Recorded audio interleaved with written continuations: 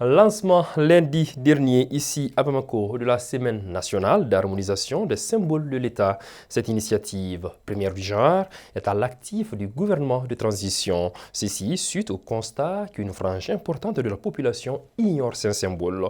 Une incohérence a également été constatée dans l'utilisation des 10 symboles par les institutions de la République. En marge de la cérémonie qui a vu la participation du président de la transition en personne, nous avons initié ici à la rédaction de faire un gros plan sur 3 des 5 symboles de la République. Il s'agit notamment du drapeau, de l'hymne national et des armoiries. C'est un dossier réalisé par Lala Diara Touré. Un drapeau vert jaune rouge théa. Armoire si une fonte blanche là. Une nationale. Bonto fenedo. À ton appel Mali. Si l'ennemi... attention, pardon. À première vue, cette scène paraît peut-être drôle. Il s'agit bien des citoyens maliens qui ne connaissent pas l'hymne national. Bon nombre de nos compatriotes, en effet, au-delà de l'hymne national, ignorent presque tous des symboles de l'État. C'est partant de ce constat que les autorités de la transition ont initié une semaine pour communiquer et par la même occasion sensibiliser la population sur ces éléments clés de la souveraineté nationale. C'est une préoccupation des plus hautes autorités de l'État qui ont constaté un certain nombre d'utilisations anarchiques de ces symboles-là. L'ignorance par les auteurs, les acteurs même en charge de leur utilisation, que le gouvernement a estimé qu'il était temps d'examiner de plus près pour comprendre le phénomène et puis proposer des solutions. Les symboles de l'État sont au nombre de 5. Il s'agit du drapeau national, des armoiries, de l'hymne national, de la devise et des sceaux. Et justement, nous allons nous intéresser aujourd'hui particulièrement aux 3 premiers, à savoir le drapeau, l'hymne national et les armoiries. Le drapeau du Mali est constitué de 3 bandes verticales égales dont les couleurs sont le vert, l'or et le rouge. La valeur du drapeau n'est pas que juridique.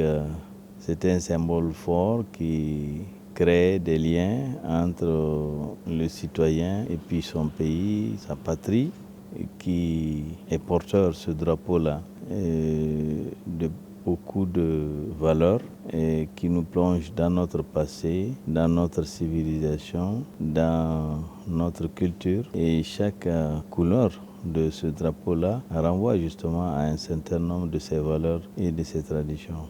Le drapeau revêt un caractère sacré, mieux, il est considéré comme l'identité même du pays. Voilà pourquoi les militaires, avant leur entrée en fonction, prêtent serment devant celui-ci.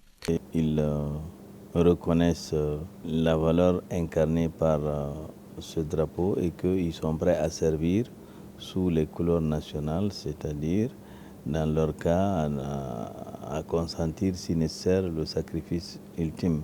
L'hymne national du Mali est intitulé Le Mali. Il est composé de 4 couplets et d'un refrain. L'hymne national, c'est le rappel qui est fait à tout citoyen du lien fort qui le lie à son pays, le rappel de tout ce qu'il doit à son pays, le rappel des qualités de citoyen qu'il doit développer et des sacrifices qu'il doit éventuellement consentir pour la construction du pays, pour la prospérité du pays, pour l'unité du pays. L'hymne national, c'est le façade du Mali.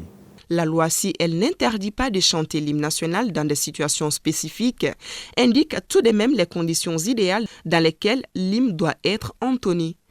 Il n'y a pas de texte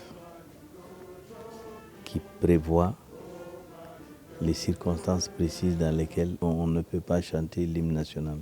Mais il y a des textes qui disent que l'hymne national peut être chanté pour honorer telle autorité ou bien pour animer telle cérémonie officielle ou bien pour recevoir un officiel étranger auquel on chante son hymne national et puis on chante également l'hymne national du pays d'accueil.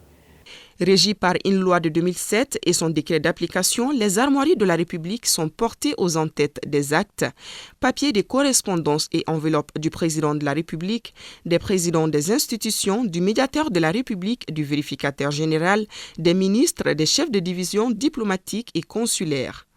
Les armoiries de la République figurent également sur les pièces d'identité et documents de voyage. L'armoirie, c'est également un symbole fort de l'État, précisément un symbole fort de la République, et qui sont constitués également d'un certain nombre de signes à travers lesquels le citoyen malien est censé se reconnaître. Le citoyen lambda n'a pas le droit, il n'a pas la qualité, il n'a pas l'habilitation pour utiliser les armoiries de la République. Le respect et l'utilisation correcte de ces symboles est une obligation pour tout citoyen, de même pour les institutions du pays.